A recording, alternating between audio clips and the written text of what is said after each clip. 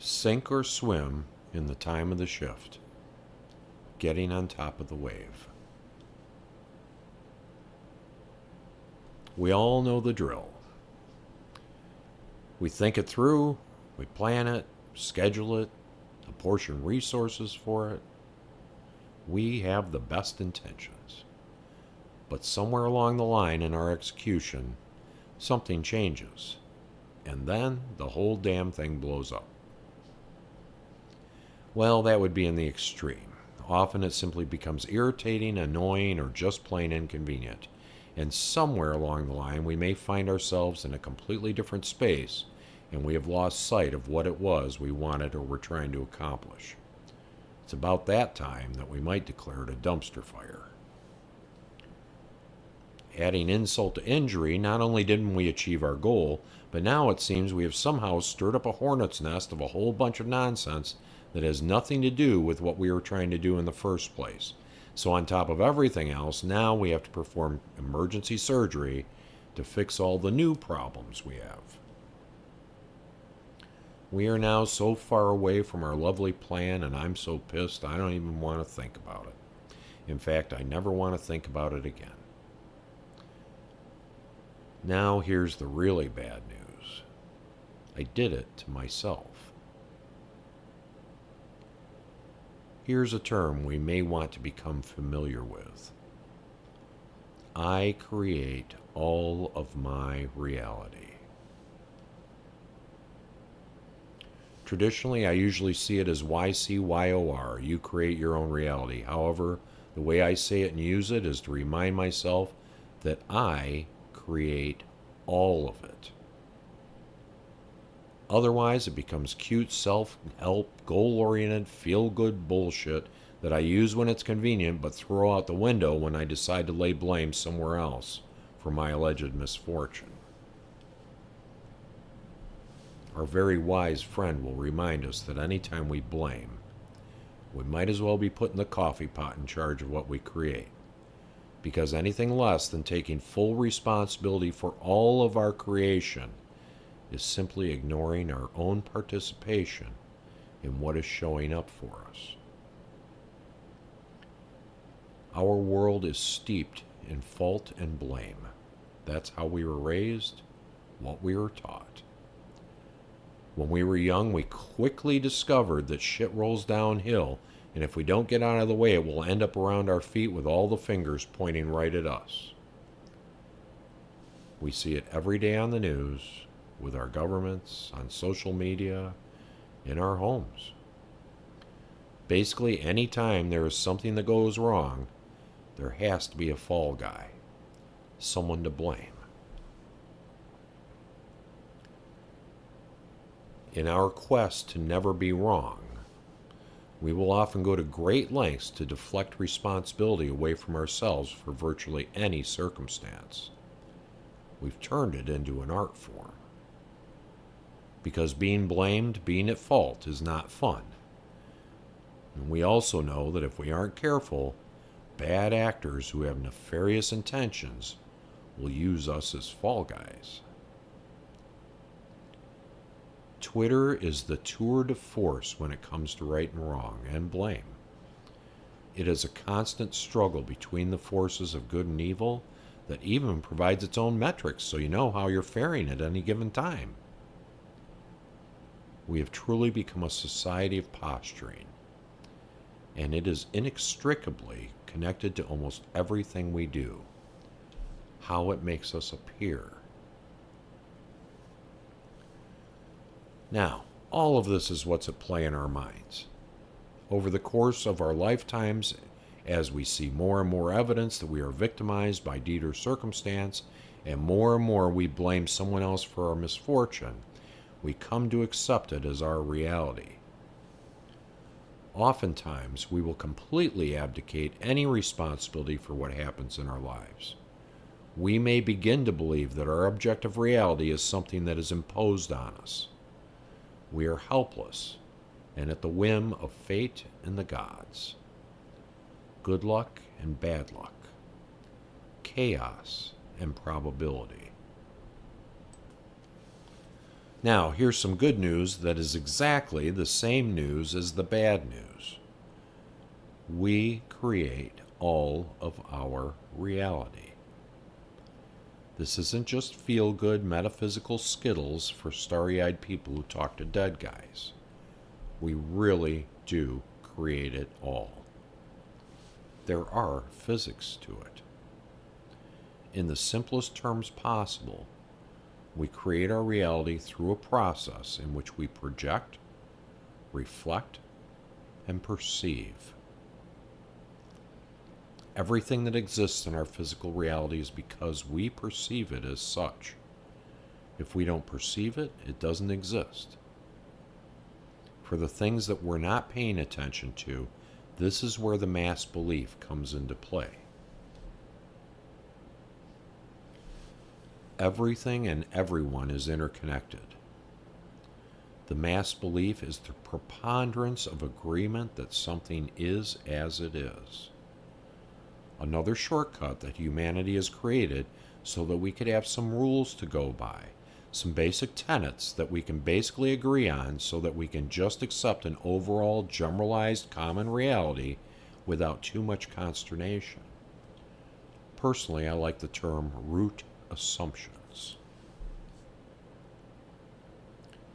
There are some root assumptions that are pretty hard to shake, and we likely would not want them to change. Gravity, the speed of light are a couple of quick examples of root assumptions that are pretty basic to this reality. But once we get past those root assumptions, there is a lot more play than maybe we are willing to admit in the permanence and physics of our reality. It will probably come as a surprise that there is no official reality. There is no one true truth. There is the mass belief, but it isn't official. This is why people who are present for the same event can have vastly different perceptions about what they actually witnessed. It isn't a trick of the mind.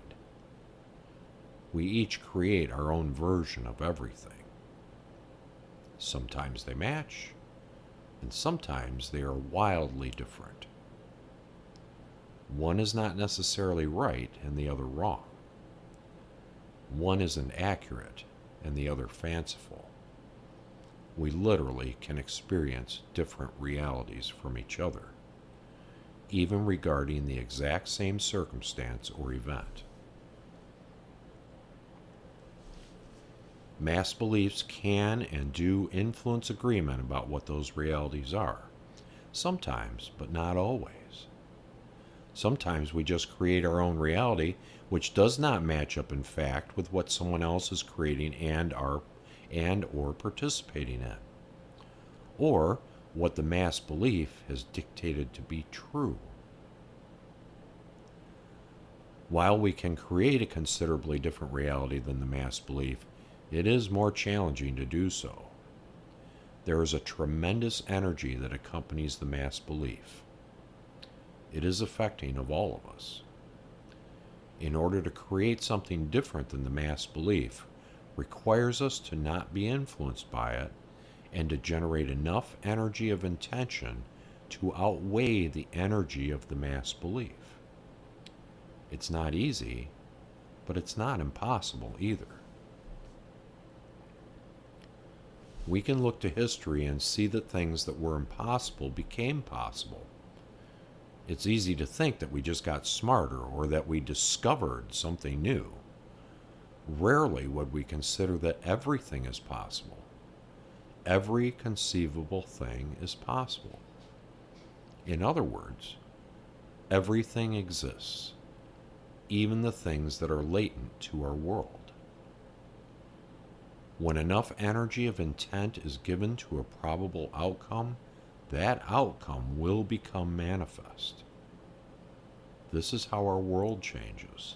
This is how people change. This is how the collective consciousness creates. We make possible through the mass beliefs. We can do it individually without it, but it's a bit trickier. This is also why the same brand new idea or invention will simultaneously be created in disparate locations by separate individuals that have no connection to each other or any knowledge of what the other is doing. Things are manifested into our world from the collective consciousness. It can be seeded with one person, a few people, or thousands. There actually is no such thing as an original idea. All things exist. It is a matter of tapping into something that exists, but is not yet manifest. Because of the nature of the blueprint of this dimension and the types of beings we are, we project, reflect, and perceive. This is what creates our reality, not someone else's, ours. There are steps that we can take that, with practice, can help us toward conscious creation. Purposely, consistently creating what we want, regardless of what anyone else is doing, regardless of our seeming circumstances, regardless of the mass beliefs. We are becoming more self-aware.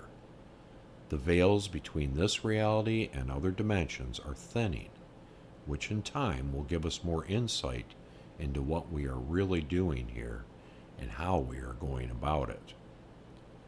But for now, it is enough to accept that things are not as they were, not as we were taught, not as we have come to believe, that there is more to us and more to our world than we previously thought.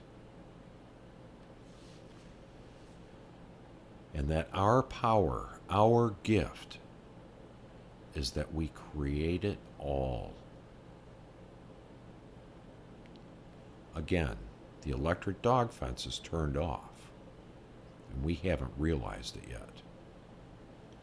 All we have to do is stop standing at the edge of the yard barking and get on with it. We are knee-deep in the shift. The rules have changed. The blueprint that governs this physical reality was created millennia ago, in the beginning. To our credit and to our benefit, that blueprint allowed for expansion and turning on new features, like a paid app on our phones. I got news for you. We passed the point of no return at the start of this century. We, the collective, decided that it was game on for us to generate a new kind of experience within this reality, this dimension. And the switch was flipped. That was 20 years ago. We spent the previous century thinking about and preparing for this. Now, we just need to remember. Remember who we are. Remember what we are. Remember that we designed this. Remember that this was always our intention. Remember that this is all our creation. Be present in every moment, because it's by you, for you.